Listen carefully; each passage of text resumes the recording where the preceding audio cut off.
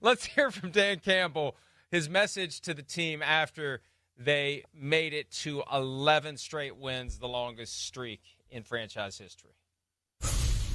I told the team this will be one of those you never forget. I was telling Goff pregame, I said, man, you played all these games. You had this long career.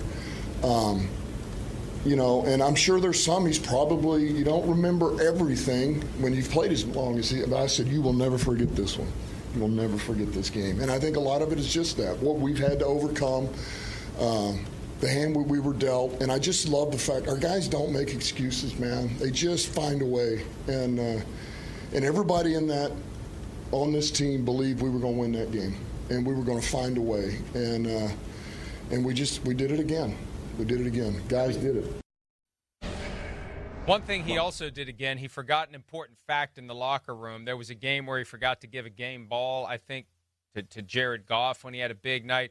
He didn't even know they clinched a playoff berth. He said he wished he would have mentioned it in the locker room. He had no idea that all they had to do last night was win and they were in. But that just speaks to the one game at a time focus. He's not thinking about the bigger picture stuff. He's thinking about what does it take to win this game? Let's go do it. Now what's it take to win the next game? Let's go do it.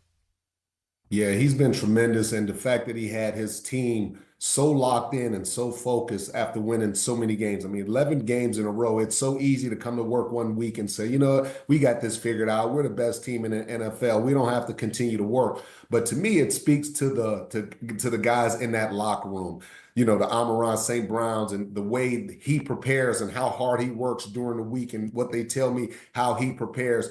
That's what you need. And then you got Zadarius Smith and other guys, Jack Campbell coming in, guys that come in early and making the necessary sacrifices for this team to be a good team. I like what Dan Campbell has done. He's put in a belief in this team. They believe at any point in time they can score, they can win football games. And I tell you, Mike, this is the type of confidence that they need. They need this confidence going into the latter part of the season because no matter what situation they're in, they feel like they can overcome it.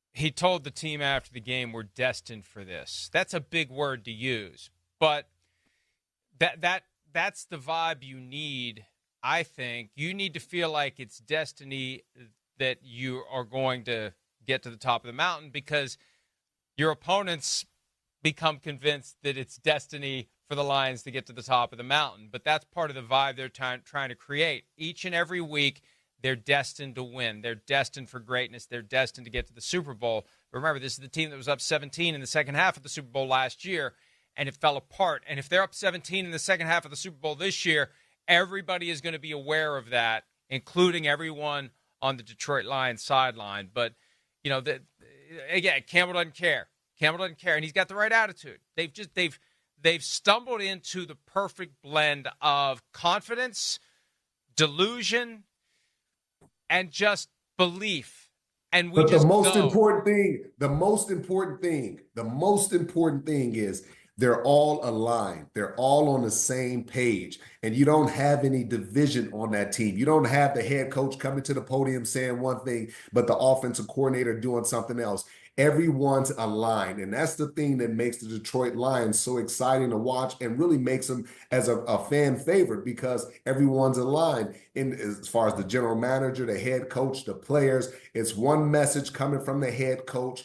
And that's the way it should be. And Dan Campbell's done a great job. Brad Holmes has done a great job. But it's the guys in that locker room. See, you can acquire all this talent, Mike, but it's about the personalities. It's about, if you have guys, veteran guys like me that will bring a young guy to the side and talk to him and speak to him. Hey, man, what's going on? I've seen that you haven't come in here to lift weights. You seem a little quiet. What's going on?